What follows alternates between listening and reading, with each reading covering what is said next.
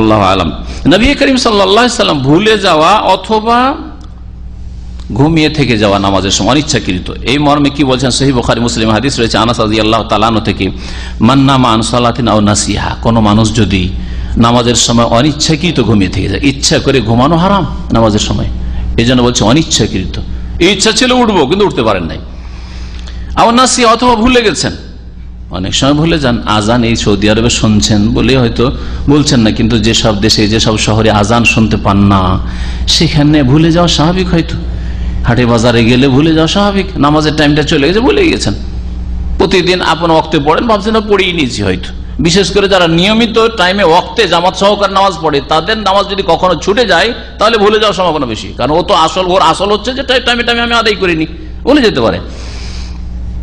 বলছেন কেউ যদি ভুলে যায় অথবা ঘুমিয়ে থেকে যায়, ফালিউসাল্লিহা ইযা যাকারাহা, যখনই স্মরণে আসবে অথবা যখনই ঘুম ভাঙবে তখনই আদায় করে নেবে। এটা হচ্ছে ফরজ নামাজের ক্ষেত্রে। ঈদের ক্ষেত্রে যদি কাজা হইতো তো ঈদের ক্ষেত্রে কেন এরকম বললেন না? যখন জানতে পারলে যে চাঁদ দেখা গেছে তখন ঈদ পড়ে নাও, ঈদ বললেন না। বরং নবী করিম সাল্লাল্লাহু আলাইহি ওয়াসাল্লাম বলেছেন, ওয়াইজা আসবাহু, সকাল যখন হবে আগামীকালকে, আইয়াকদু ইলা মুসাল্লাহুম, ঈদগাহে যাবে। নামাজগুলি যদি ছুটে যায়, কোন নামাজ যদি ছুটে যায় তো সেটা চার ভাগে বিভক্ত। চার ভাগে নামাজ, কাজা নামাজ চার ভাগে বিভক্ত। প্রথম হচ্ছে তুকজা আলাল ফওর, কাজা হলে সাথে সাথে যখনই আপনি আদায় করতে পারবেন দ্রুত আদায় করে নিতে হবে। ফি আইয়ি ওয়াক্তিন, যে কোনো সময়, যত তাড়াতাড়ি সম্ভব। ওয়াহিয়া সালাওয়াতুল খামস, 5 ওয়াক্ত নামাজ, ও রাওয়াতিবহা, আর এই সুন্নতে রাতেবাগুলি 5 ওয়াক্ত ফরজ নামাজ, আর ওর সাথে যে সুন্নতে রাতেবা 10 বা 12 রাকাত রয়েছে, এগুলি কি করতে হবে? যখনই আপনি সময় পাবেন দ্রুত আদায় করে নিতে হবে। জোহরের নামাজ ছুটি আছে আর ভাবছেন আগামী দিনে জোহর পড়বো, না, চলবে না। যখনই সময় পাচ্ছেন, আপনি মনে হয়েছে ভুলে গেছিলেন অথবা ঘুম ভেঙেছে, আর আজকালকার গুনাহগার লোকেরা যেমন কাজকর্মের জন্য নামাজ ছেড়ে দেয়, সেই ক্ষেত্রে এই কাজা কবুল হবে কি হবে না, এই মর্মে ইমাম ইবনে তাইমিয়া রাহমাতুল্লাহির মত কাজা কবুল হবে না। ভালো করে শুনে রাখেন।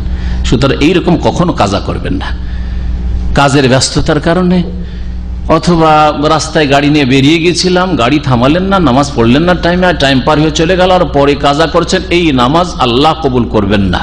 তিনি বলছেন, আর এই মতের ওপর অধিকাংশ সৌদি আরবের উলামা কেরামরা তারা বলছেন যে এ কুফরি করেছে, সুতরাং একে তওবা ইস্তেগফার করা ছাড়া আর কোনো রাস্তা নেই।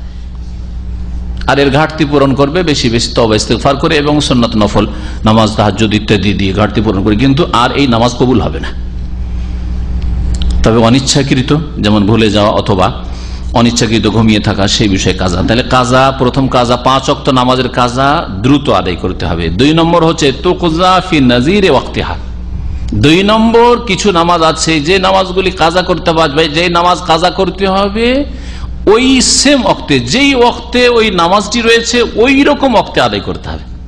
ওই ওয়াক্তে হইলে তো আসল দিনে হয়ে যেত, কিন্তু সেই দিনে হইল না, তাহলে ওই সময়টাই আগামী দিনে আদায় করতে হবে।